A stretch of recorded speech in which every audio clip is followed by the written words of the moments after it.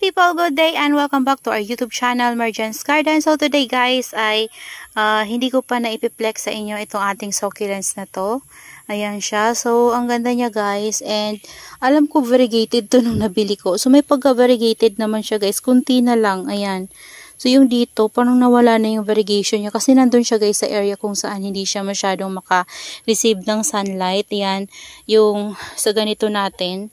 Kasi kapag morning yan, meron silang sunlight, and kapag afternoon na wala na kasi natatakpan na sila nung mga succulents na nasa taas. Ayan. So kaya naman ito, okay naman siya dun sa area na pinaglagyan ko sa kanya, and lumaki na talaga siya guys sa akin. Kasi before, ayan pa lang yung laki niyan guys. Hanggang dyan lang siya. So ngayon, ayan na siya. O, diba?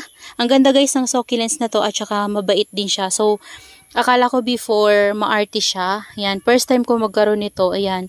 So, matagal na to sa akin. Nabili ko to kay Sir Mark of Succulent of the North. So, nakalimutan ko yung ID nito. Ayan. Propeller ba guys? Parang hindi naman to propeller.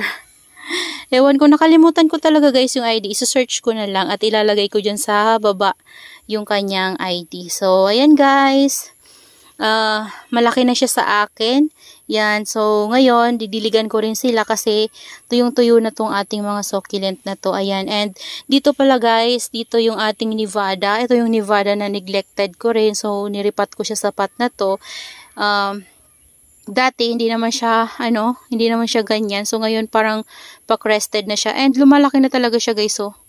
So, before, yung Nevada ko, dati may mga Nevada ko guys, kaso palagi silang nasa sunburn. So, ito ngayon, hindi na siya nasa sunburn. Ayan. So, ang ganda ni Nevada, oh. Yan, kaso lang pa crested na. Ayoko sana mag-crested siya, kaso magagawa guys, kasi ganyan na siya, oh. Ayan. So, dito naman guys, ayan, kung wala pa kayong lovely bear. Ayan, tingnan nyo naman to guys. So, ang ganda nito. Super ganda. Nabili ko to kay Sir Mark, si Lovely Bear. Nasa set to. And, grabe guys. Simula nung mabili ko siya, ganyan na yung color niya. Hanggang ngayon, ganyan pa rin yung color niya, oh. Hindi nagbabago. Ayan. So, ang ganda ng Lovely Bear pala guys. And yung, yung leaves niya, tingnan nyo, oh, yung sa rosette niya. Kakaiba yung form. Ayan. Nagbo-blurry. Ayan. Ayan, oh. Diba ang ganda guys? Ang ganda pala guys ng Lovely Bear. Kaya kung wala pa kayong Lovely Bear guys, ayan o. Maganda tong Lovely Bear na to. Ang ganda ng color niya kapag stress siya. Ayan, maliit lang siya guys. Ayan, kasi maliit lang din yan nang nabili ko.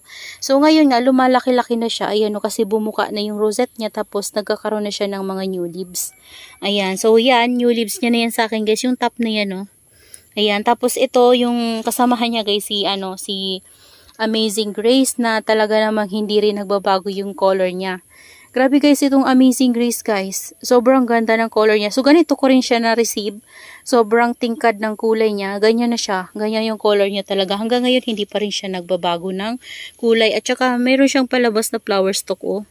Ayan, medyo lumaki na rin siya guys kasi bumuka na din yung rosette niya. At saka may bagong leaves na umusbong. Ayan. So, ayan guys, yung ating Lovely Bear. Ayan, tsaka yung ating Amazing Grace and Nevada. And this one, nakalimutan ko talaga yung ID. So, ilalagay ko na lang dyan sa baba. Yan. Ito, kakaibang kakaibang succulent ko na to. So, first time ko talaga magkaroon nito. And super happy ako guys kasi buhay na buhay siya. So, ito nung naripat ko siya, nalaglag ko, kaya naman, nayupian siya, oh. Pero hindi naman siya nag-dry. Hindi naman na-dry yung dulo niya. Ayan, meron pa yan guys. Ayan, ito, naputol, tsaka ito, oh. Ayan, kaya may sugat sila. Ayan, oh, naputol yung dito. Kasi, pagtanggal ko sa pot, nalaglag siya. Ayun, kaya, nasira yung leaves niya. Dati, malinis talaga to guys. Wala tong ka-dot-dot. Ngayon, may dot-dot siya. Bakit kaya ganun? Pero okay naman siya guys. Ayan, ang leaves pala nito guys ay makapal. Ayan, makapal siya, oh. Nakakagigil, makapal. Ayan, so, didiligan na natin siya. Ayan, nilagyan ko yan ng chicken manure. So, yan guys, ay chicken manure yan. Tsaka vermicast na pinaghalo. Ayan, diligan na natin para makainom sila ng water. So, ito naman guys, kunti lang talaga dinidilig ko dito kasi yung leaves niya, makapal. So, kapag makapal ang leaves ng ating mga succulents ay matubig po yan. Ayan, kaya ingat tayo sa pagdidilig. ng ating mga succulents na makakapal yung leaves kasi ma-water po yan sa kanilang leaves. So, kahit nga tagal natin silang hididiligan, nabubuhay po sila kasi marami silang stock na tubig sa kanilang leaves. So, dyan sila umiinom habang hindi natin sila binibigyan ng water. Ayan. Pero guys, kapag nagdilig naman tayo ng succulents, dapat yung, yung tagos sa ilalim naman yung mababasa yung hanggang dito sa ilalim niya. Kasi kapag guys, kapag hindi nabasa yung ilalim niya, dito lang sa top, yung roots po niyan ay pataas din yung tubo. Yan, parang dito lang siya sa taas. Hindi siya pailalim yung tubo ng roots.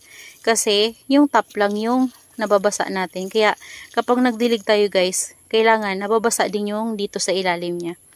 Yan, pero syempre tama-tama lang guys, huwag yung sobrang soak kasi mahirap na mamatayan ng succulent. Sayang din sila kapag namatay, 'di ba? So tama lang talaga yung pagdilig natin. Lalo na kung yung pot nyo guys ay malaki. Ayan. Kagaya ko, mahilig ako magtanim sa malalaking pot. Kasi ako guys, ko na naman sila guys. Alam ko naman na yung nila, kinukontrol ko lang talaga sa pagdilig kapag malaki yung pot na gamit ko. Ayan.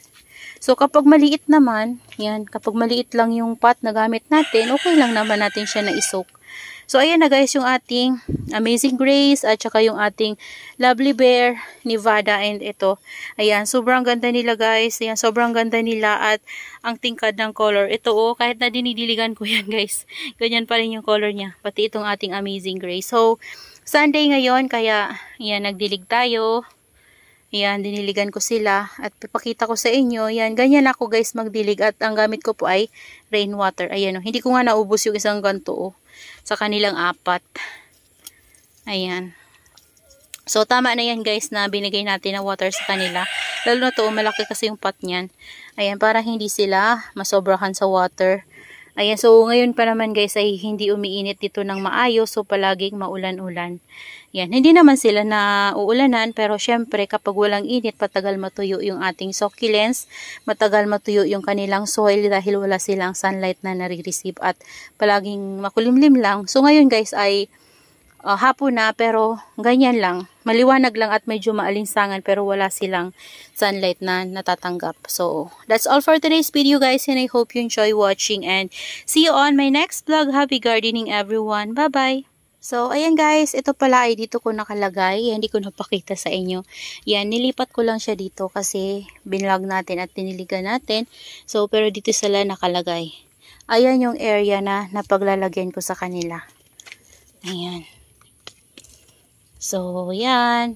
Kaya kapag tanghali guys, nainitan sila dyan. Pero shaded lang kasi naglalagay ako ng net kapag tanghali. Kapag sobrang init. Pero kapag ganito naman na walang init, dito, hindi na ako naglalagay ng net guys. Para man naman kahit papano ay may natatanggap silang liwanag, 'di ba?